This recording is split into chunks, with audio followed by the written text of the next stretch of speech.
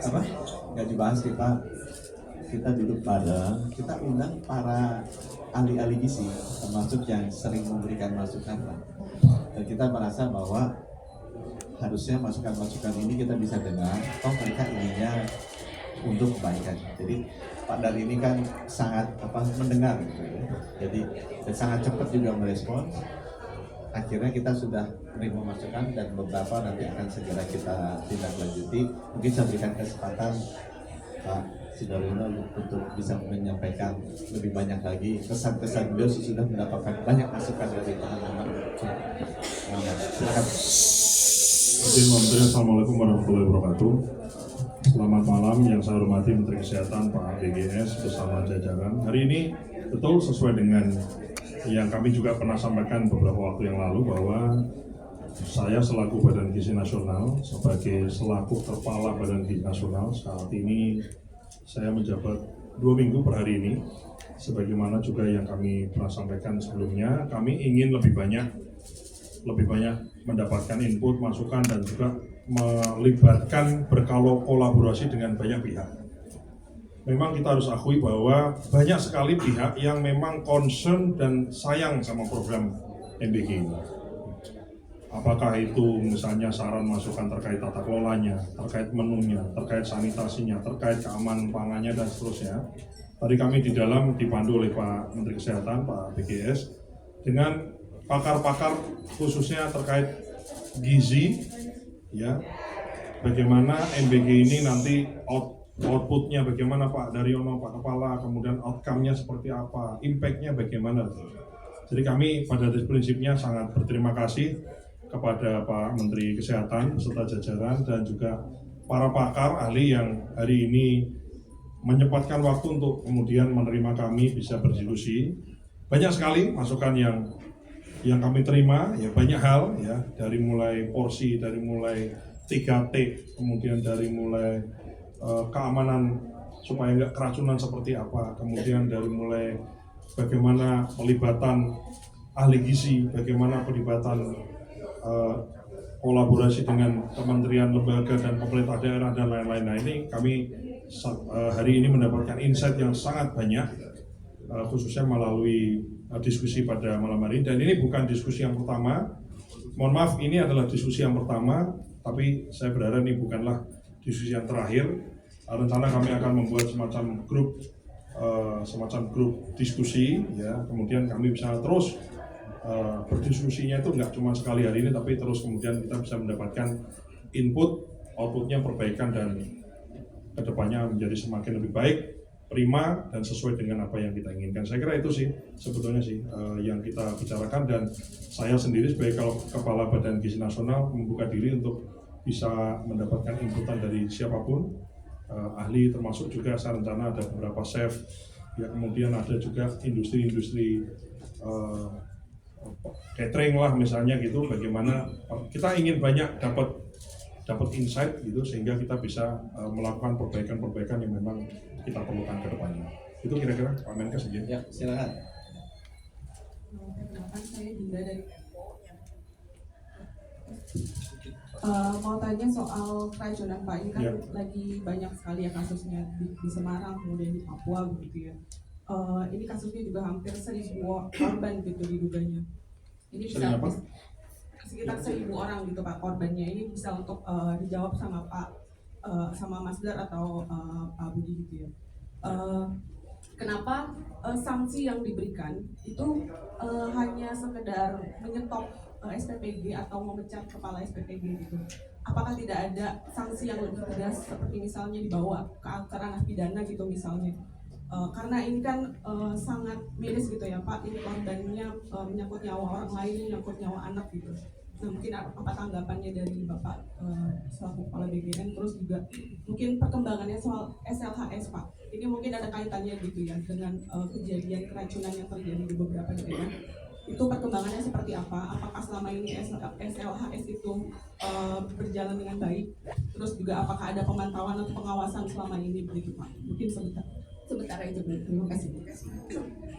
Saya jawab duluan ya. Jadi begitu itu ada keracunan, tim Kementerian Kesehatan sudah turun, laporannya sudah ada, hasil labnya juga sudah ada. Jadi memang kita identifikasi ada beberapa makanan yang ada bakteri E. coli-nya. Bukan hanya semangka, tapi ada beberapa makanan lain. Nah, kita juga sudah melihat masalahnya ada prosesnya di mana, dan kita sudah memberikan masukan ke BGN mengenai masalah-masalah yang terjadi di SPPG tersebut. Saya pribadi melihat sekarang Pak Sudaryono ini jauh sangat responsif, jauh sangat terbuka, sehingga kalau dapat masukan itu cepat sekali merespons. Memang kita juga tadi duduk bersama mengajak masukan dari para ahli, karena ini kan udah banyak SPPG-nya. Ada aja selalu kekurangan-kekurangan. Dari sisi LSHS, saya udah dapat komitmen dari beliau akan pastikan itu semuanya dapat dalam waktu yang relatif cepat ya. Tapi bagaimana caranya kita bisa mencegah supaya ini nggak terjadi lagi? Karena biar video mainnya kan kemungkinan terjadi itu ada. Dan beliau juga tadi menanya secara terbuka terhadap para ahli, ada saran-saran. Dari saya sekian, mungkin Pak Dara bisa tambah. Terkait SLAS, jadi sampai kita kasih batas waktu sampai dengan memang ada beberapa dapur yang belum ada, sudah beroperasi tapi belum ada SLAS-nya. Kami berikan waktu untuk mengurus atau mengurus SLAS-nya sampai dengan tanggal 10. Dan SLAS ini bukan kok SLAS-nya baik, cukup atau enggak. Ini antara 0 atau 1. You memenuhi persyaratan SLAS atau tidak. Kalau enggak, tutup permanen. Jadi memang kita tidak mentolerir dapur-dapur yang secara sanitasi dan higienisnya itu kemudian tidak memenuhi standar. Jadi ini kalau nanti kita kasih kesempatan ya sampai dengan tanggal 10, ini sudah berjalan beberapa hari, sampai tanggal 10 deadline, begitu SLAS-nya tidak terpenuhi. Ini SLAS bukan kok kemudian syarat administrasi, bukan, ini syarat mutlak. Itu antara 0 sama 1. Jadi kalau misalnya SLAS-nya enggak memenuhi persyaratan, itu 0 dikali 0, semua dikali 0 jadi 0 gitu ya.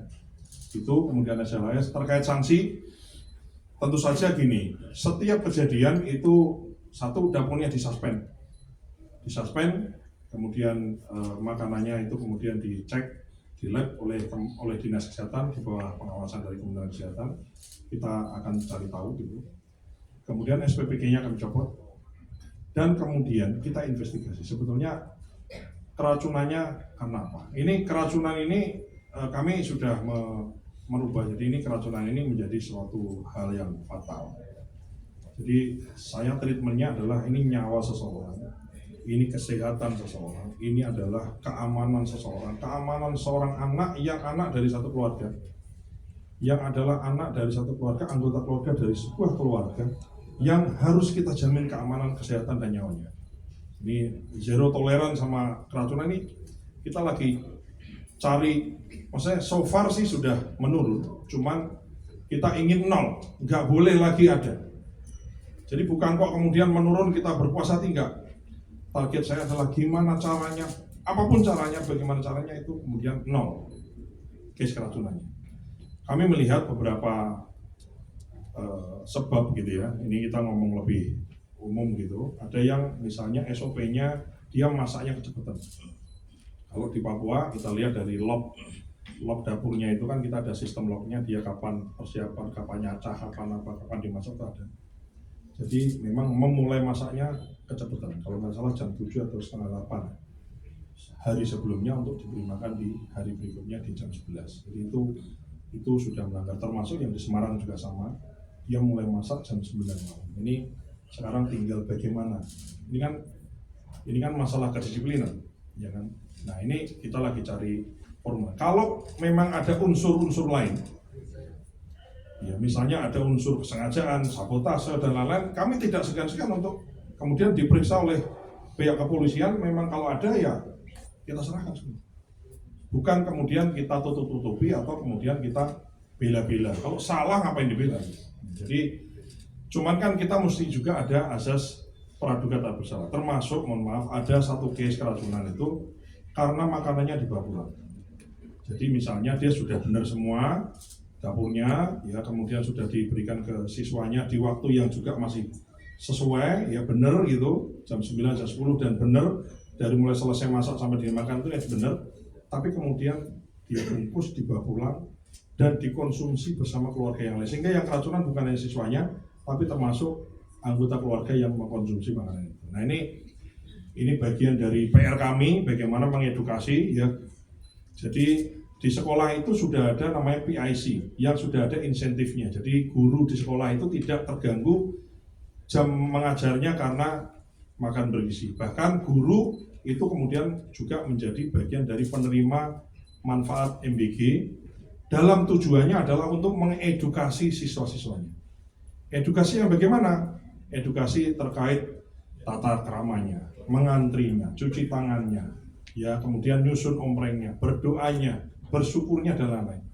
Termasuk juga menjelaskan kandungan gizinya dan mencegah tadi itu. Jangan yang ini jangan dibawa pulang, yang ini gitu. Jadi kita ke depan ini kita berusaha untuk bagaimana fungsi-fungsi edukasi ini betul-betul secara konsekuen itu kita terapkan. Kalau kemarin memang mungkin masih belum maksimal, yang berikutnya kita maksimalkan. Itu kira-kira jawaban saya.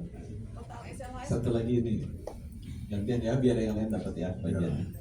Selamat malam Pak, Ya. saya Ella dari Media Konten. Izin bertanya, dari pertemuan sebelumnya kan pertemuan dengan ahli gizi ini salah satunya untuk memetakan perbaikan data penerima manfaat, salah satunya untuk yang data stunting itu ya Pak. Nah dari pertemuan ini udah ada perbaikan nggak sih Pak, dan kira-kira udah ada berapa data kedepannya yang akan menjadi penerima manfaat MBG ini? Terima kasih. Saya jawab sedikit ya. Jadi waktu pertama kali ketemu Pak Sudaryono, saya sampaikan nih, oh teman-teman ahli gizi ini concern mengenai stunting. Jadi saya kasih ke beliau, WA ke beliau, Pak Dar, ini adalah list dari kabupaten kota yang stuntingnya tinggi Dan tinggi sekali. Dan silakan Pak Dar teruskan. Ya, langsung ditindaklanjuti sama beliau. Silakan. Jadi saya mendapatkan list ya. Ini kan memang yang data di Kementerian Kesehatan ini top luar biasa ya. Jadi CKG, cek kesehatan gratis, kemudian pelibatan data, mendata siapa stunting, di mana stunting itu ada semua. Termasuk anak sekolah itu misalnya dia bagian dari yang didata stunting atau tidak, dia itu kemudian dapat MBG tidak, ada datanya. Nah, sehingga berdasarkan dari peta yang kemudian diberikan oleh Pak Menkes tadi, ya, ada kabupaten kota yang stuntingnya tinggi dan tinggi sekali. Itu kemudian kami overlay dengan data kami, dapur yang apakah di situ ada dapur? Kalau sudah ada, maka kita segera aktivasi. Jadi kami sudah ada datanya dari Pak Menkes, kami sudah ada data di dapur-dapur yang memang daerah itu dulu. Jadi dalam waktu-waktu minggu-minggu ini, hari-hari dan minggu ke depan ini kita fokus bagaimana pengaktifasi atau mengaktifkan dapur-dapur yang berada di wilayah yang kondisi stuntingnya tinggi dan tinggi sekali. Kalau belum ada dapur, kita kalau perlu kita khusus untuk membuat dapur di tempat-tempat itu. Udah ada data terbaru untuk refocusing penerima manfaat belum Pak? Lagi kita hitung semua ya, jangan semua diborong dulu. Data dapur. Pak Kepala bagian tadi udah bilang kalau nanti ada yang dibuka di daerah-daerah itu, tapi daerahnya jauh-jauh ya teman-teman ya, itu yang nama-namanya mungkin tempat-tempat nggak pernah ada. Duga gitu ya, kemudian Papua Nanti Pegunungan. mau ajak, dan katanya nanti wartawannya juga boleh diajak kalau berani kita ada itu. Ada lagi terakhir? Selain Pak, Loh, selain Pak, banyak. terkait yang meninggal Pak, pasien yang telah ditangani Pak. Oh, ini dulu dong. Bagian dulu. Ini apa? Soal ini dokter Pak, sekalian ya Pak yang dokter meninggal kemarin kan yang diduga dihina oleh nakes juga, bagaimana Menkes banyak pasien BPJS yang meninggal diduga dihina oleh dokter, apakah ada dugaan penelantaran pasien Pak? Ini sebenarnya topiknya di luar ya. Buat saya sebagai Menteri Kesehatan, tugas saya adalah dari Bapak Presiden menaikkan rata-rata angka harapan hidup rakyat Indonesia dari 72 ke 70. Jadi setiap ada yang meninggal itu hati saya sedih. Apalagi kalau meninggalnya muda, saya merasa saya sebagai Menkes tuh gagal, kok teman-teman kita tuh ada yang meninggal muda. Jadi harusnya memang kita usahakan memberikan layanan terbaik lah, agar mereka bisa usianya lanjut sampai ke 70. Kekurangan itu ada, itu yang harus kita perbaiki, baik di fasilitas kesehatannya, di alat-alat kesehatannya, maupun di SDM kesehatannya. Tolong bantu juga teman-teman untuk terus memberikan masukan agar itu kita bisa laksanakan. Udah ya? Pak, itu tadi Pak, gimana Pak? Pak, Saya